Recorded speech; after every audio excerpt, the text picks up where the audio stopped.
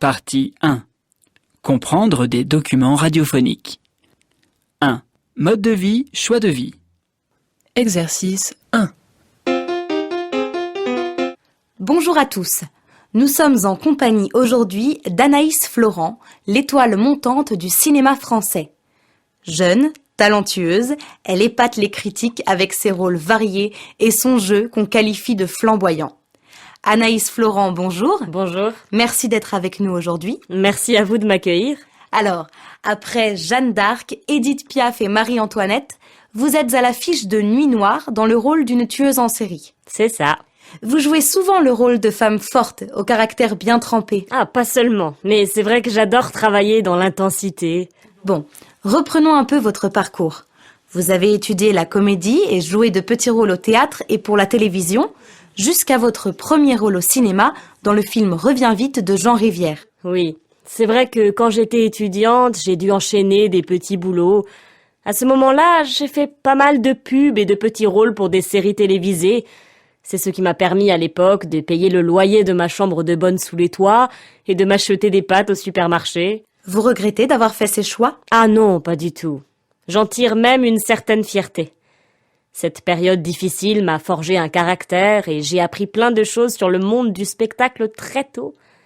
Et je pense avoir appris pas mal de choses sur moi-même aussi. Ce sont ces expériences qui m'ont également permis de faire des rencontres. J'ai quand même eu une chance incroyable quand on y pense. Ce n'est pas donné à tous les jeunes de croiser ces pointures du cinéma. Dont Jean Rivière qui vous a repéré alors que vous n'aviez que 20 ans. Oui, c'est une rencontre qui m'a bouleversée. Je ne sais pas comment vous expliquer. J'avais l'impression de le connaître depuis longtemps, un peu comme un oncle ou un vieil ami. C'est très déstabilisant, très émouvant comme sensation. Et puis j'étais jeune à l'époque et plus impressionnable. Du coup, comme je manquais de confiance en moi, j'ai dû me faire violence pour donner la réplique à de grands acteurs. Des débuts incroyables donc. C'est vrai. C'était très éloigné du travail que j'avais fait jusque-là. Mais tout cet investissement m'a donné envie de poursuivre. Surtout que je suis une bosseuse et que j'adore les défis. Alors incarner des personnages très éloignés de ce que je suis dans la vraie vie, c'est un sacré challenge. C'est ça qui me fait avancer, qui me motive. Quand je lis les scripts, j'ai besoin de me sentir secouée ou choquée. L'histoire de Jeanne d'Arc m'a passionnée. J'ai dévoré tous les ouvrages qu'on lui a consacrés. Pour Édith Piaf, je n'ai pas arrêté d'écouter ses chansons pour m'approprier sa personnalité. Comment l'expliquez-vous ? Déjà, même si c'est difficile, on doit faire des choix. On ne peut pas être partout. J'ai été super occupée ces derniers temps. Entre les tournages, les promotions des films, même si j'ai tendance à être une boulimique de travail, j'essaye de me ménager. Et puis, il y a certains rôles que je ne sens pas. Je me fie à mon instinct. Si l'histoire ne me plaît pas, je ne perds pas de temps, je ne lis pas le script en entier, c'est comme ça. Quels sont vos critères ? Je veux dire, pourquoi avez-vous accepté le rôle de Marie-Antoinette, par exemple ? Pour plusieurs raisons, en fait. Déjà, pour l'héroïne et son histoire fascinante que j'ai toujours adorée. C'est vrai, j'adorais me déguiser en Marie-Antoinette quand j'étais petite. Ensuite, pour le réalisateur, bien sûr. Quel honneur de pouvoir jouer avec Patrick Legrand. Je suis une grande fan de son travail. Du coup, quand il m'a proposé le rôle, je me suis dit « Ce n'est pas possible, c'est un rêve !» À ce moment-là, j'ai repensé à toutes mes affiches de films dans ma chambre d'ado et je me suis dit « Je vais tourner avec lui, avec mon idole !» Ah, et puis j'ai littéralement sauté de joie quand j'ai su que j'allais jouer avec Émilie.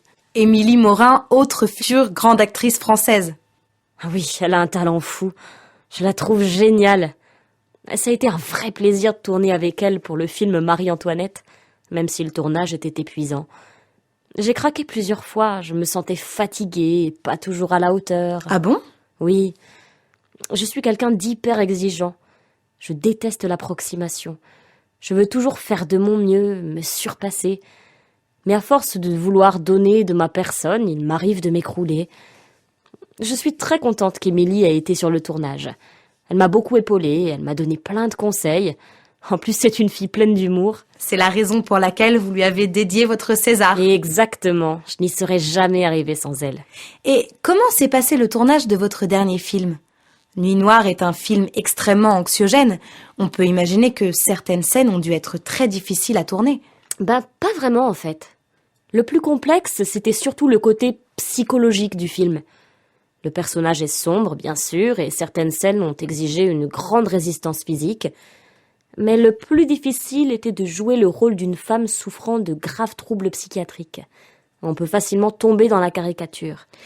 Comment vous êtes-vous préparé? Vous vous êtes informé sur les troubles psychiatriques? Oui, j'ai travaillé pendant plusieurs mois avec des psychiatres et d'autres professionnels de ce domaine. C'est vraiment hyper intéressant, très enrichissant. Et comment pourrait-on résumer ce film qui sort la semaine prochaine? Alors je dirais que c'est l'histoire d'une femme qui souffre et qui perd la raison après avoir perdu l'amour. Eh bien, on a hâte de découvrir cette histoire sur les écrans. Merci beaucoup pour votre venue, Anaïs Florent. Que peut-on vous souhaiter? Un deuxième César? Ah ça ne se refuse pas.